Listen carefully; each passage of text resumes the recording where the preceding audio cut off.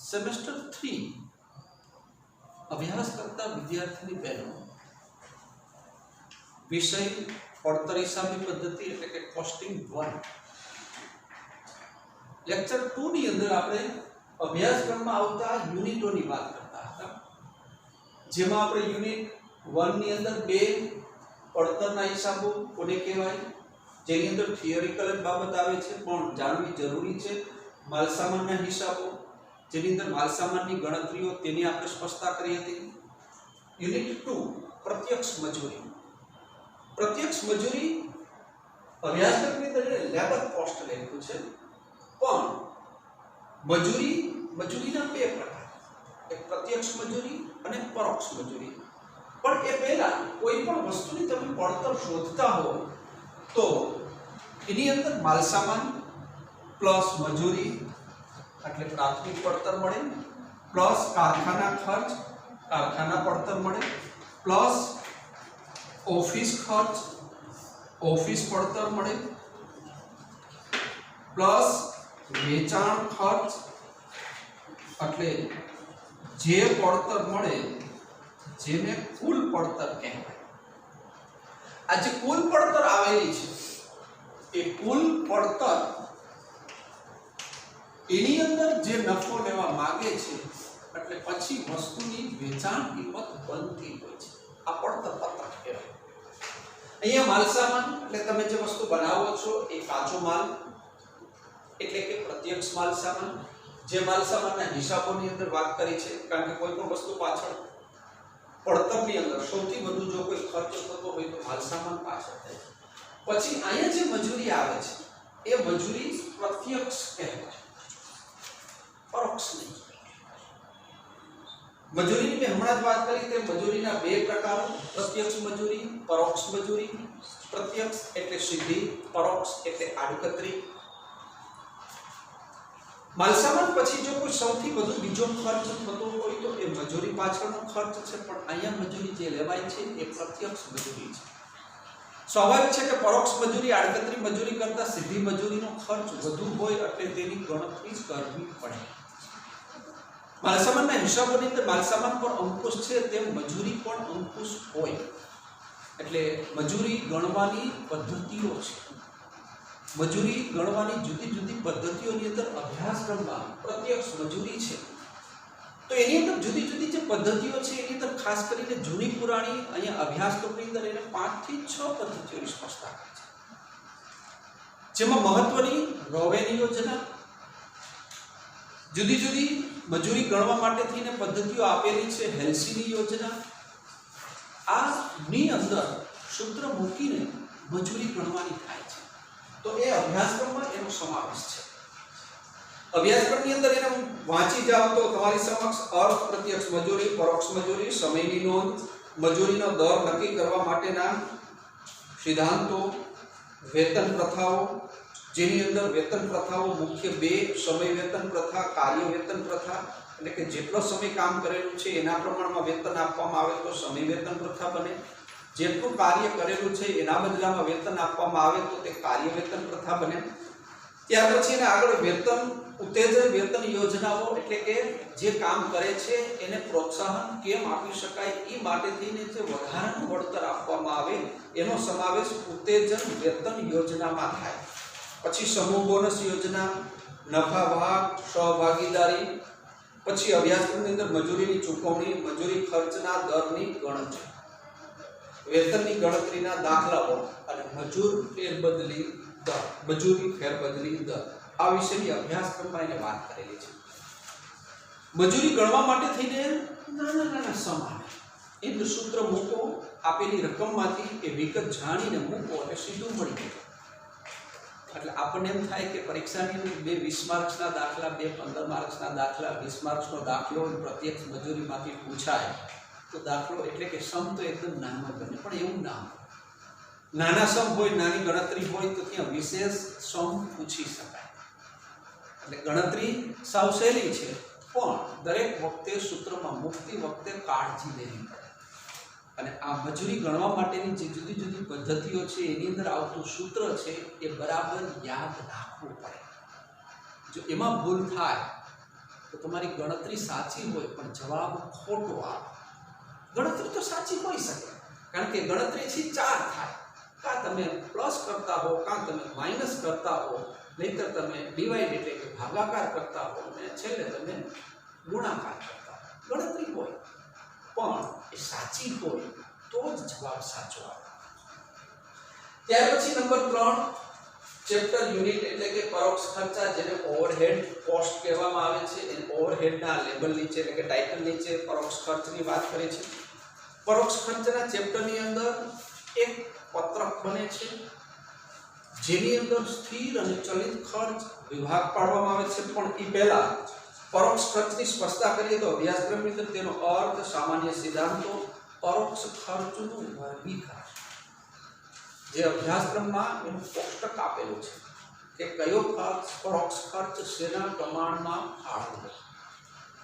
ત્યાર પછી પરોક્ષ ખર્ચના વર્ગીકરણની અંદર કાર્યાનુસાર, પડતરના તત્વો પ્રમાણે, ગુણ પ્રમાણે. ત્યાર પછી એની અંદર સ્થિર ખર્ચ અને ચલિત ખર્ચની વાત કરે છે. મારી દ્રષ્ટિએ ખર્ચને સ્થિર ખર્ચ કોને કહેવો, ચલિત ખર્ચ કોને કહેવો, એ જાણવો સૌથી અગત્યનો છે. મેં અર્થશાસ્ત્રની અંદર સ્થિર ખર્ચ, ચલિત ખર્ચ ત્યાં અર્થશાસ્ત્રના અધ્યાપકો છે તમને આલેખ દ્વારા સમજાવતા હોય છે. આલેખ દ્વારા સમજવા જઈએ તો માત્ર 2 જ મિનિટ થાય કે સ્થિર ખર્ચ અને ચલિત ખર્ચ કોને કહેવાય. પણ આપણે કોમર્સના વિદ્યાર્થીઓ હોય તો એની ઉદાહરણ દ્વારા ગણતરી સમજવામાં અનુકૂળતા રહે. દાખલા તરીકે અર્થશાસ્ત્રની અંદર આકૃતિ દ્વારા સમજવો હોય તો આ સ્થિર ખર્ચ કહેવાય, એટલે કે ફિક્સ કોસ્ટ. જ્યારે આ છે એ અસ્થિર ખર્ચ કહેવાય, એટલે કે ચલિત કહેવાય, અનફિક્સ કોસ્ટ. અહીંયા તમે ઉત્પાદન લઈ લો, અહીંયા તમે ખર્ચા લઈ લો. અહીંયા ઉત્પાદન જેમ જેમ વધતું જાય તેમ સ્થિર ખર્ચ પેરેલલ ચાલે છે. ચલિત ખર્ચ છે ઉત્પાદન વધતાની સાથે વધે છે. આ આકૃતિ દ્વારા સરળતાથી સમજી શકાય. એથી પણ આગળ એક ડગલું, જ્યાં 2 રેખાઓ છેદે છે ત્યાં સંતુલ બિંદુ બને, એટલે કે બ્રેક ઇવન પોઈન્ટ કહેવાય. સ્વાભાવિક છે કે ત્યાં એવું પણ સમજતા હોઈએ કે આ જે ગેપ છે એ લોસ છે, એટલે કે સામાન્ય રીતે સંતુલ બિંદુથી ઓછું ઉત્પાદન કરવા જાય તો કંપની ખોટ કરતી હોય છે, આથી વધુ ઉત્પાદન કરવા જાય તો ત્યાં નફો મળતો હોય છે. આવું તમે સમજતા હોય છે આકૃતિ દ્વારા. પણ ઉદાહરણ દ્વારા આપણે સમજીએ તો સ્થિર ખર્ચ અને ચલિત ખર્ચ વિશેષ સમજી શકાય. એ ચેપ્ટરની અંદર આવશે ત્યારે આપણે એ ઉદાહરણ દ્વારા સમજીશું. અત્યારે માત્ર આપણે પરોક્ષ ખર્ચની જ વાત કરવાની છે. ખર્ચના પણ 2, જેમ મેં મજૂરીમાં કહ્યું હતું તેમ ખર્ચના પણ 2 પ્રકાર છે, પ્રત્યક્ષ ખર્ચ અને પરોક્ષ ખર્ચ. પરોક્ષ ખર્ચમાં 3 હોય: કારખાના પરોક્ષ ખર્ચ હોય, ઓફિસ પરોક્ષ ખર્ચ હોય અને વેચાણ પરોક્ષ ખર્ચ હોય. તો અહીંયા જે પરોક્ષ ખર્ચ છે એની ફાળવણી કેમ કરવી એ વિશેની સ્પષ્ટતાઓ અહીંયા પત્રક દ્વારા અભ્યાસક્રમની અંદર દાખલાઓની અંદર આવે છે. કોષ્ટક આવે છે, આપેલા સમ પરથી એનું વર્ગીકરણ કરી અને એ મુજબ ફાળવણી કરવાનું થાય. એકદમ નાનું છે, સરળ છે, પણ ગણતરી કરવી પડે. યુનિટ નંબર 4 ની આપણે વાત કરીએ. યુનિટ નંબર 4 જેની અંદર પ્રક્રિયા પડતર એટલે કે પ્રોસેસ કોસ્ટિંગ વાત કરે છે. તમે પ્રક્રિયા પડતર કોને કહેવાય? સૌથી પહેલા પ્રક્રિયા. વસ્તુનું ઉત્પાદન અનેક રીતે થાય. સીધું ઉત્પાદન થતું હોય, મેન્યુફેક્ચર થતું હોય અને પ્રોસેસ દ્વારા થતું હોય. આ વસ્તુ જે તૈયાર થાય છે પ્રોસેસ દ્વારા, દાખલા તરીકે ઉદાહરણ આપું, મગફળીનું તેલ. મગફળીનું તેલ પહેલા ફોલાણ વિભાગમાં જાય, પછી પિલાણ વિભાગમાં જાય અને પછી શુદ્ધિકરણ વિભાગમાં જાય.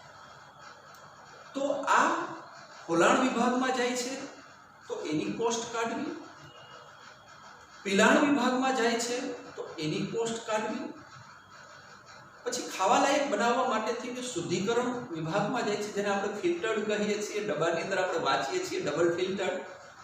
શુદ્ધિકરણ વિભાગમાં જાય તો એની કોસ્ટ કાઢવી.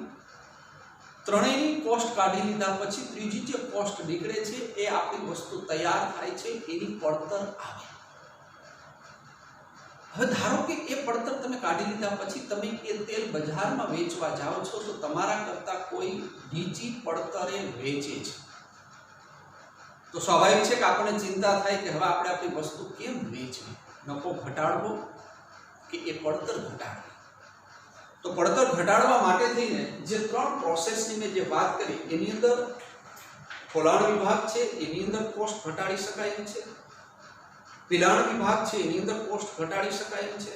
કે શુદ્ધિકરણ વિભાગ છે એની અંદર કોસ્ટ ઘટાડી શકાય છે, એનો અભ્યાસ કરવો પડે. કારણ કે શુદ્ધિકરણ વિભાગ એવો છે કે જ્યાં તમારો ખર્ચ ઘટી શકે એમ નથી. તો તમે ખોલાણ વિભાગની અંદર ક્યાંક મજૂરી વધી જાય છે, ક્યાંક રો મટીરિયલ આવે છે, એમાં બગાડ થાય છે, એ શોધ કરવી પડે. પણ પહેલા તમારી પડતર શોધેલી હોવી જોઈએ. જો પડતર શોધેલી હોય તો એ તમારી કોસ્ટ છે એટલે કે પડતર છે એ નીચે લાવી શકાય. તો આ જાણવા માટે થઈને પ્રક્રિયાના હિસાબો તૈયાર થાય છે. પ્રક્રિયાના હિસાબોની અંદર અભ્યાસક્રમની અંદર વાત કરીએ તો પ્રક્રિયા પડતર પદ્ધતિનો અર્થ, તેના લક્ષણો, પડતરના તત્વો, પ્રક્રિયાના હિસાબો, પ્રક્રિયા પડતરમાં ઘટ અને બગાડ. ઘટ અને બગાડ એ બે શબ્દ જુદા છે, ત્યારે હું વિશેષ સ્પષ્ટતા કરીશ.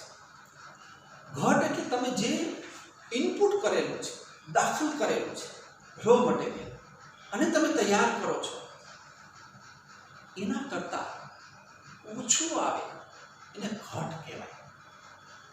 જ્યારે બગાડ શબ્દ છે કે તમે ઇનપુટ કરો છો, આઉટપુટ થાય છે એટલું જ, પણ આઉટપુટ જે થયેલું છે, ઉત્પાદન થયેલું છે, એમાંથી અમુક ભાગ વેચવા લાયક બનતો નથી.